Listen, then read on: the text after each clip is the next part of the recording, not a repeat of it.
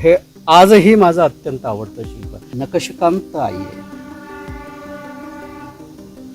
ती बुचडा बांधायची. ते बुचडाही कसं बांधायचं तेही आठवतं.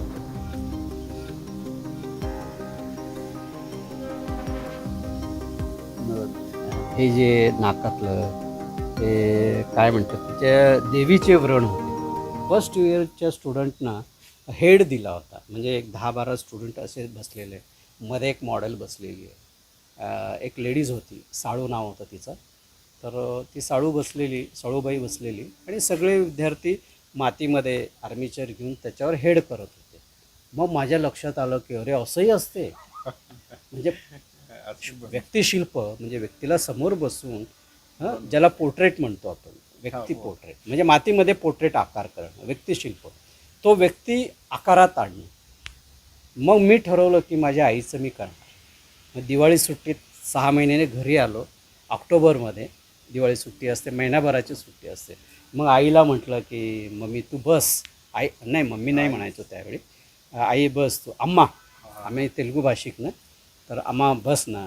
ते म्हणाले नको नको, मेलेल्या माणसांचं करतात. अरे नाही ना, तसं काही नसते. ते गैरसमज आहे. आमच्या कॉलेजमध्ये कितीतरी आता इतके वर्ष झाले कितीतरी, आणि असं त्याच्यामुळे मरत नाही. शेवटी मुलासमोर बसणारच ना. मग ती बसली. मग बसल्यानंतर पहिल्या दिवशी केला, ब्लॉकिंग झालं. त्या दिवशी दुसऱ्या दिवशी सकाळी म्हणते मी स्वप्नात मेले. म्हणजे ते पूर्ण स्वप्न सांगितलं तिने, ते मी सांगत बसत नाही. पण तो भ्रम जो होता, सायकिक इफेक्ट होता की चक्क मेली ती. त्याच्यानंतरही ती जवळजवळ 20 वर्ष जगली. 20 नाही, 24 वर्ष जगली. मग मग नंतर मार्बलमध्ये केलं ते. पण मातीमध्ये केलेलं मी तुम्हाला दाखवतो. हे माझं पहिलं शिल्प 82 साली आईचं. आणि ती आई पण आहे ना, ते कसं सगळं आतून आलेलं असतं. आता मला आठवत नाही मी कसं केलं, काय केलं. आता स्कल्पचर करताना मी देखील हजर असतो. मला जाणीव असते की मी काय करतो. पण आईचं करताना मला काही आठवत नाही. म्हणजे तिचे कान, नकशकांत आई आहे. ती बुचडा बांधायची. ते बुचडाही कसं बांधायचं तेही आठवतं.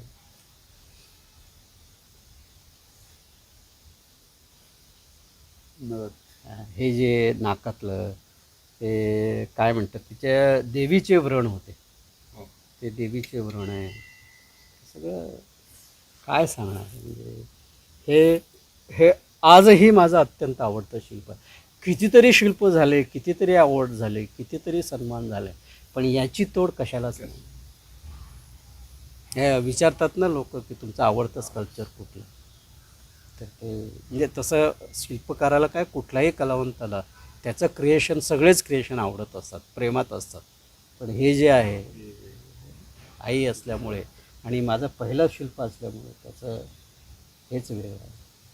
आणि आजही मला असं वाटतं की मी आईच्या हातावरून डोक्यावरून हात फिरवतो. तो जो फील आहे खोटंच.